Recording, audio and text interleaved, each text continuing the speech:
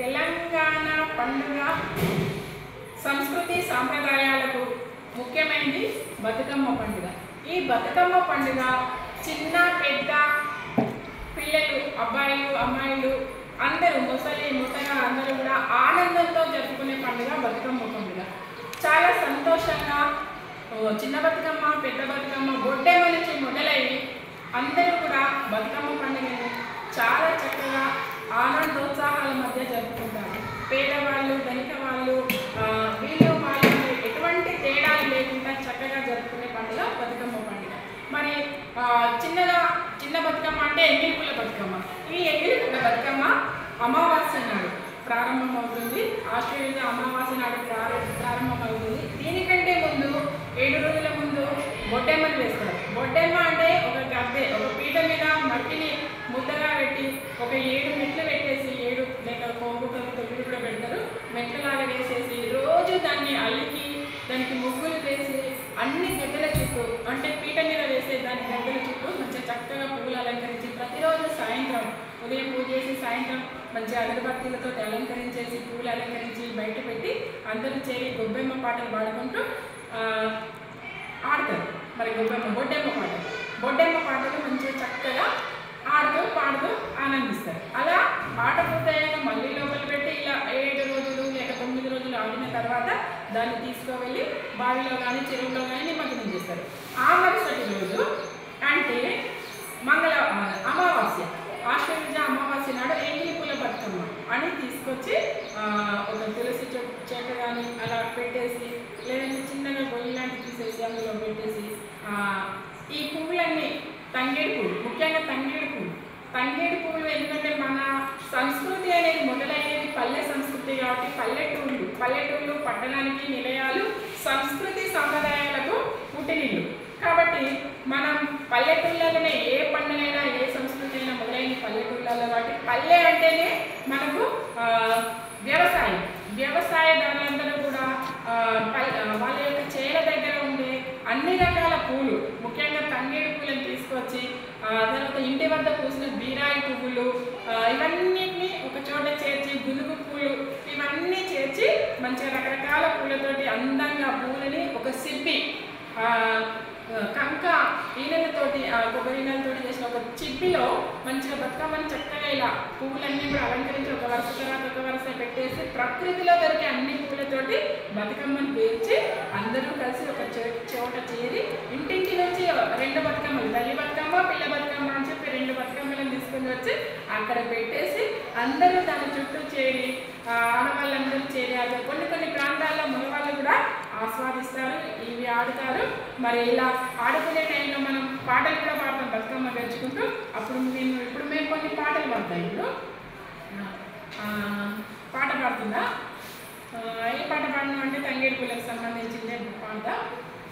బతుకమ్మ బతుకమ్మ మా తల్లి బతుకమ్మ, బతుకమ్మ బతుకమ్మ మా తల్లి బతుకమ్మ, తంగేడు పుట్టిన తల్లి మా తల్లి బతుకమ్మ, తంగేడు పుట్టిన తల్లి మా తల్లి బతుకమ్మ, వెన్నెల్లో పెరిగిన తల్లి మా తల్లి బతుకమ్మ, వెన్నెల్లో పెరిగిన తల్లి మా తల్లి బతుకమ్మ. బతుకమ్మ అంట తంగేడు చెట్టు కింద పుట్టిందంట, అందుకే తంగేడు పూలు ప్రాధాన్యత అన్నమాట. తంగేడు పువ్వు లేకుండా బతుకమ్మ పేర్చడం అనేది అసాధ్యం. అందుకే ప్రథమ పాత్ర పోషించేది తంగేడు పువ్వు బతుకమ్మలో. తర్వాత పాత్ర గునుగు పూలు.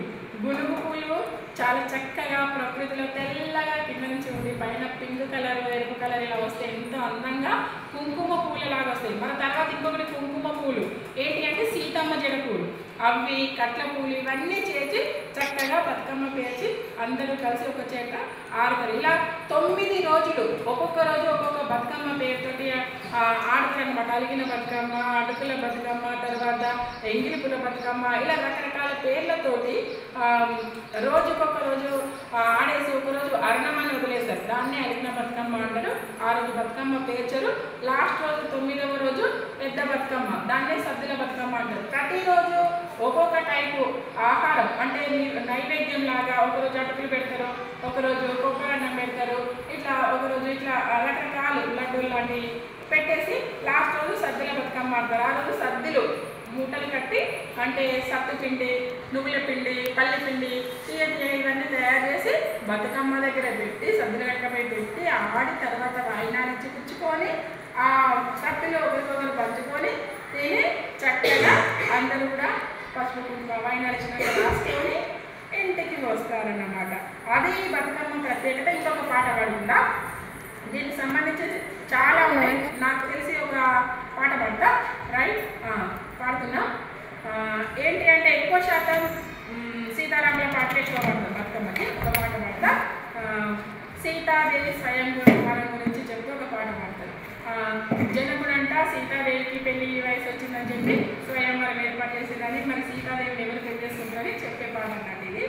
పాడుతున్నా, అందరి మీద నాకు పడాలంటే తూర్పు రాజులు ఉయ్యాలో సీతనడుగొచ్చి ఉయ్యాలో, తూర్పు రాజులు ఉయ్యాలో సీతనడుగొచ్చి ఉయ్యాలో, తూర్పు రాజులు ఉయ్యాలో సీతనడుగొచ్చి ఉయ్యాలో, తూర్పు రాజులు ఉయ్యాలో సీతనడుగొచ్చి ఉయ్యాలో, బిల్లు విరిసిన వారికి ఉయ్యాలో ఇష్టము మా సీతను ఉయ్యాలో, బిల్లు విరిసిన వారికి ఉయ్యాలో ఇష్టము మా సీతను ఉయ్యాలో, బిల్లు విరిసిన వారికి ఉయ్యాలో ఇష్టము సీతను ఉయ్యాలో, బిల్లు విరిసిన వారికి ఉయ్యాలో ఇష్టము సీతను ఉయ్యాలో, బిల్లు విరవలేక ఉయ్యాలో వాళ్ళు వెళ్ళిపోయి ఉయ్యాలో, బిల్లు విరవలేక ఉయ్యాలో వాళ్ళు వెళ్ళిపోయి ఉయ్యాలో, దక్షిణపు రాజులు ఉయ్యాలో సీతనడుగచ్చిరి ఉయ్యాలో, దక్షిణపు రాజులు ఉయ్యాలో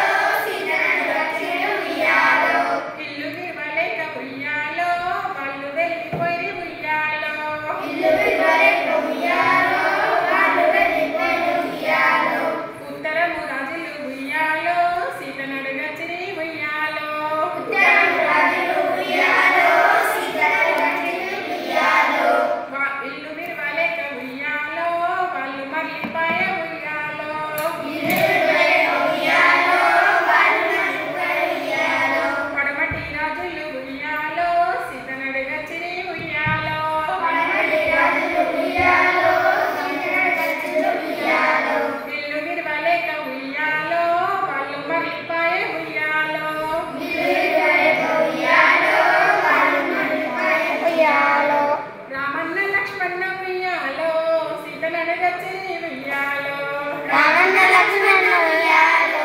సీతనడుగచ్చిరి ఉయ్యాలో, ఇల్లు ఎక్కువ పెట్టే ఉయ్యాలో రాముడు చేతబట్టి ఉయ్యాలో, ఇల్లు ఎక్కువ ఉయ్యాలో రాముడు చేతబట్టి ఉయ్యాలో, రాముడు వచ్చిండు ఉయ్యాలో విల్లును లేపిండు ఉయ్యాలో, రాముడు వచ్చిండు ఉయ్యాలో విల్లును లేపిండు ఉయ్యాలో, పెలపెల విల్లును ఉయ్యాలో విరిచి వేసినాడు ఉయ్యాలో, పెలపెల విల్లును ఉయ్యాలో విరిచి వేసినాడు ఉయ్యాలో, సీతమ్మను పెళ్ళాడే ఉయ్యాలో చక్కగా ఉండేను ఉయ్యాలో, సీతమ్మను పెళ్ళాడే ఉయ్యాలో చక్కగా ఉండేను ఉయ్యాలో.